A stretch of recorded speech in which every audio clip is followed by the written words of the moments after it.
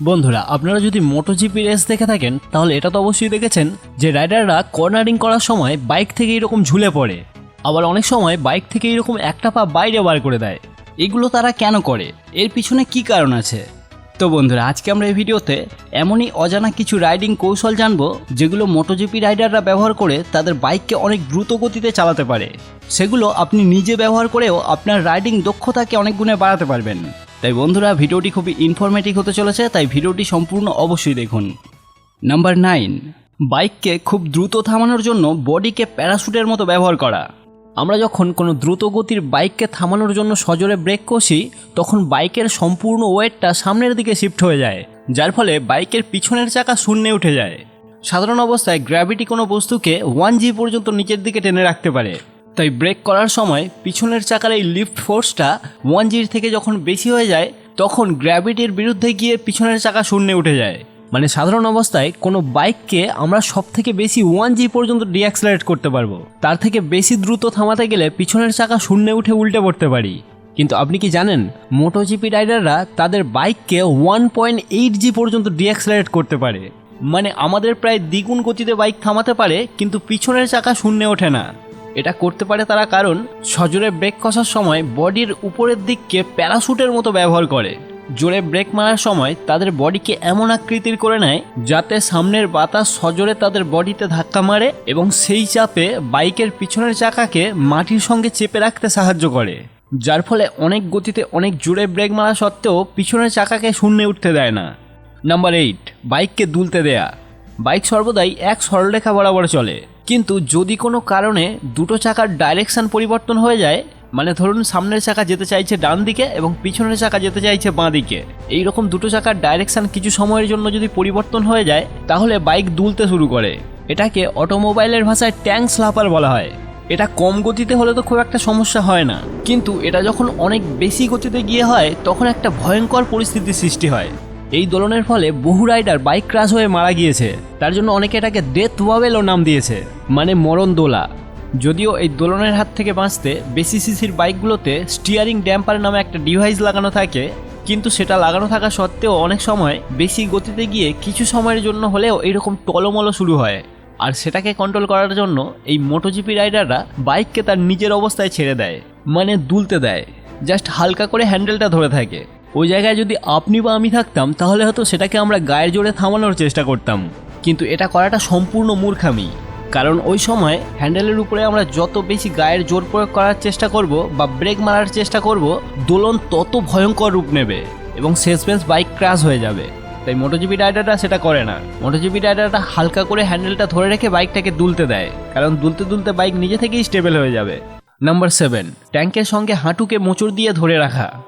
রাইডাররা যখন বাইক থেকে ঝোলে তখন বাইরের পাকে ট্যাঙ্কের সঙ্গে মোচড় দিয়ে ধরে রাখে, আর এটা খুবই ইম্পর্টেন্ট, কারণ বাইক থেকে ঝোলার সময় আমরা যদি হ্যান্ডেল ধরে ঝুলি তাহলে বাইক আনস্টেবল হয়ে পড়ে যেতে পারে। তাই মোটোজিপি রাইডাররা বাইক থেকে ঝোলার সময় বাইরের পাকে ব্যাকেটের মতো ব্যবহার করে বাইকের সঙ্গে বডিকে শক্তভাবে ধরে রাখে এবং হ্যান্ডেলটা আলতো করে ধরে রাখে। নাম্বার 6, ড্রিফট করে দ্রুত টার্ন নেওয়া। মোটোজিপির প্রায় সমস্ত রাইডাররা বাঁকের মুখে পিছনের চাকাকে কিছুটা ড্রিফট করায়। যেমন কোনো ধুলো বা বালিতে হঠাৎ করে এক্সেলারেটর দিলে পিছনের চাকা যেমন ফ্রি ঘুরে যায় না, সেটাকেই ড্রিফট বলা হয়।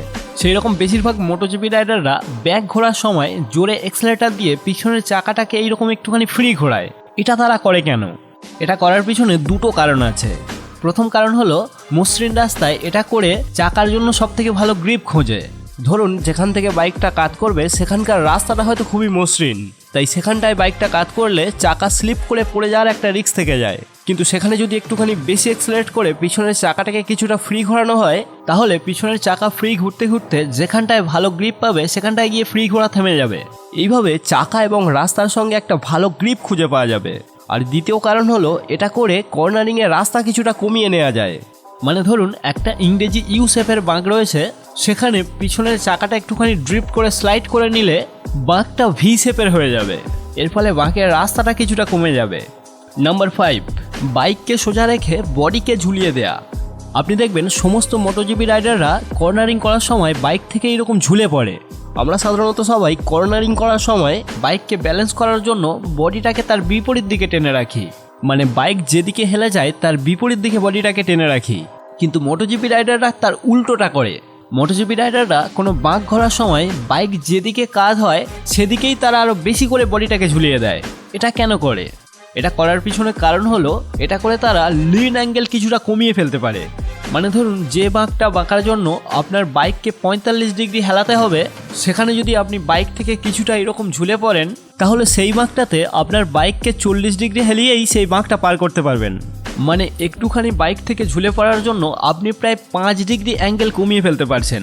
আর বাইকটা কম হেললে চাকার সঙ্গে রাস্তার ট্রাকশনটাও ভালো থাকবে। এই জন্যই সমস্ত মোটোজিপি রাইডাররা বাঁক ঘোরার সময় বাইক থেকে এইরকম কিছুটা ঝুলে পড়ে। যদি কোনো একটা কর্নারে বাইক পার করতে গেলে আপনাকে যদি 60 ডিগ্রি বাইককে হেলাতে হয়, তাহলে মোটোজিপি রাইডাররা বাইক থেকে এরকম একটু ঝুলে সেখানে প্রায় 4 ডিগ্রি কমিয়ে ফেলবে। আবার কোনো একটা কর্নারে যদি সাধারণভাবে বাইক পার করতে গেলে 10 ডিগ্রি বাইককে হেলাতে হয়, সেখানে এইরকম কিছুটা বাইক থেকে ঝুলে পড়লে আপনি প্রায় 8 ডিগ্রি কমিয়ে ফেলতে পারবেন। মানে ধরুন কেউ একটা কোনো কর্নারে 10 ডিগ্রি বাইকটাকে কাত করে ফেলছে, আপনি সেখানে বাইক থেকে এরকম কিছুটা ঝুলে সেই বাঁকে সেম স্পিডে বাইকটাকে মাত্র 2 ডিগ্রি হেলিয়েই সেই বাঁকটা পার করে ফেলতে পারবেন। মানে বাইক অলমোস্ট সমান রেখে আপনি বাঁকটা ঘুরতে পারবেন। আমার কথা যদি বিশ্বাস না হয় তাহলে আপনি এটা নিজে ট্রাই করে দেখতে পারেন। কিন্তু একটা কথা মনে রাখবেন, বাইক থেকে ঝোলার সময় ভুল করেও যেন হ্যান্ডেল ধরে ঝুলবেন না। বাইরের পাকে ট্যাঙ্কের সঙ্গে শক্তভাবে ধরে রেখে বাইক থেকে ঝুলবেন, তাহলে আপনি এটা হাতে নাতে প্রমাণ পেয়ে যাবেন। নাম্বার 4, পায়ের অবস্থান। মোটোজিপি রাইডাররা কোনো বাঁক ঘোরার সময় বাইককে যদি প্রচণ্ড পরিমাণে কাত করে ফেলে, তাহলে তারা ভিতরের হাঁটুকে এইভাবে বার করে রাস্তার সঙ্গে স্পর্শ করে। এটা করে কারণ তারা রাস্তার সঙ্গে বাইকের একটা ডিস্টেন্স মেজারমেন্ট করে। কারণ বাইকটা যদি অতিরিক্ত হেলে যায় তাহলে পা রাখার ফুটপেকগুলো রাস্তার সঙ্গে ঠেকে বাইক ক্র্যাশ হয়ে যেতে পারে। এই জন্যই তারা হাঁটু দিয়ে একটা ডিস্টেন্স মেজারমেন্ট করে। যদিও এর পিছনে আরও কিছু কারণ আছে, কিন্তু এটাই প্রধান কারণ। আপনি এটা করতে যাবেন না, কারণ তারা হাঁটুতে অনেক শক্ত গার্ড পড়ে থাকে, যেটা রাস্তার সঙ্গে ঠেকলে কিছু হবে না। কিন্তু আপনি কোনো গার্ড ছাড়া এইভাবে রাস্তার সঙ্গে হাঁটু ঠেকাতে গেলে অনেক বড় বিপদ হয়ে যেতে পারে। এই সময় ভিতরের পায়ের সঙ্গে বাইরের পাও সমান ইম্পর্টেন্ট। যেমনটা আমি আগে বললাম, এইরকম পরিস্থিতিতে বাইরের পাকে ব্যাকেটের মতো ব্যবহার করে বডিটাকে বাইকের সঙ্গে সেট করে রাখতে হয়। নাম্বার 3, কর্নারে শর্ট শিফটিং। কর্নারিংয়ের সময় বাইকটা যখন অতিরিক্ত হেলে যায় তখন বাইকের আরপিএম নিজে থেকে বেড়ে যায়। এটা হয় কারণ কর্নারিংয়ের সময় বাইকটা যখন হেলে যায় তখন টায়ারের সাইডের দিকটা রাস্তার সঙ্গে ঠেকে থাকে, আর টায়ারের সাইডের পরিধি টায়ারের মাঝখানের থেকে অনেক কম হয়। আর এই পরিধি কম হওয়ার জন্য টায়ারের ঘোরার স্পিডটা হঠাৎ করে বেড়ে যায়। মানে ব্যাপারটা এরকম, একটা নির্দিষ্ট গতিতে বাইক চলতে চলতে হঠাৎ করে চাকা যদি ছোট হয়ে যায় তাহলে সেই স্পিড মেনটেন করতে চাকা তো অবশ্যই জোরে ঘুরবে, আর চাকা জোরে ঘুরলে ইঞ্জিনকেও জোরে ঘোরাবে। তাই এই কারণে ইঞ্জিনের আরপিএম অটোমেটিক বেড়ে যাবে। আবার ইঞ্জিন থেকে চাকাতে একটা ব্রেকও লাগবে, যেটাকে আমরা ইঞ্জিন ব্রেক বলে থাকি। আর এই ইঞ্জিন ব্রেক লাগলে বাইক স্লো হয়ে যাবে। সেই জন্য রাইডাররা কী করে, এইরকম মুহূর্তে শর্ট শিফটিং টেকনিক ব্যবহার করে। শর্ট শিফটিংয়ের মানে হলো গিয়ার বাড়ানোর দরকার না থাকা সত্ত্বেও গিয়ার বাড়িয়ে দেয়া। মানে যে গতিতে যে গিয়ারে বাইক চলছে সেখান থেকে হয়তো গিয়ার বাড়ানোর আর দরকার নেই, কিন্তু তবুও তারা একটা গিয়ার বাড়িয়ে দেয়। কারণ তারা জানে যখন কর্নারিংয়ের সময় বাইকের চাকা জোরে ঘুরবে তখন সেই চাকার গতির সঙ্গে পরের গিয়ারের সঙ্গে ম্যাচ হয়ে যাবে, যার ফলে ইঞ্জিনের আরপিএমও বাড়বে না এবং ইঞ্জিন থেকে ব্রেকটাও লাগবে না। আর এটা শুধুমাত্র বেশি স্পিডে কর্নারিং করার সময়ই হয়। তাই রাইডাররা স্পিডে ব্যাক ঘোরার সময় গিয়ার বাড়ানোর প্রয়োজন না থাকা সত্ত্বেও একটা গিয়ার বাড়িয়ে দেয়। কারণ রাইডাররা চায় ব্যাকের মুহূর্তে একদম সঠিক গিয়ারে থাকতে এবং সবার থেকে দ্রুত গতিতে চলতে। কারণ ব্যাকের মুহূর্তেই বেশি ওভারটেকিংগুলো হয়। কেউ যদি সেই সময় এই শর্ট শিফটিং টেকনিক ব্যবহার না করে তাহলে অন্য রাইডারের থেকে সে পিছনে পড়ে যাবে।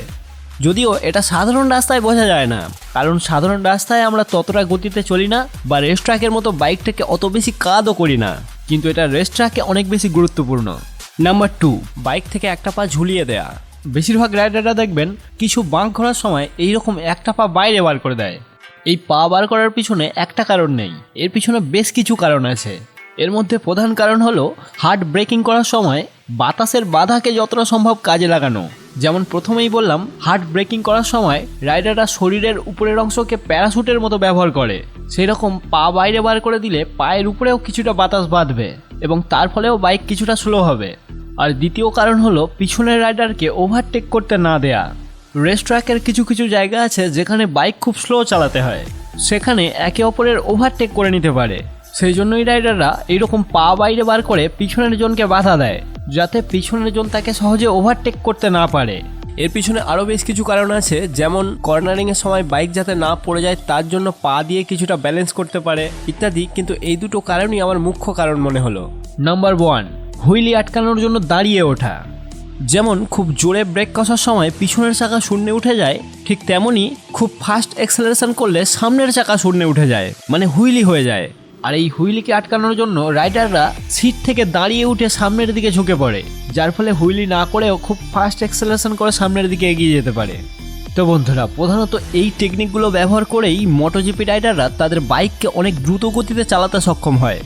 আমরা সবাই কাউকে বাইক চালাতে দেখলেই রাইডার বলে ফেলি, কিন্তু না বন্ধুরা, প্রকৃত রাইডার হওয়া অত সহজ নয়। প্রকৃত রাইডার হতে গেলে এইসব বিষয়ে আপনার সম্পূর্ণ জ্ঞান থাকা দরকার এবং বহুদিনের প্র্যাকটিস দরকার, যেটা অন্য কাজ যেমন গান গাওয়া, অ্যাক্টিং করার মতোই এটাকে আপনি বলতে পারেন। তো বন্ধুরা, ভিডিওটি কেমন লাগলো নিচে কমেন্ট করে অবশ্যই জানাবেন, আর চ্যানেলে নতুন হয়ে থাকলে চ্যানেলটি সাবস্ক্রাইব করে দেবেন। দেখা হচ্ছে পরের ভিডিওতে।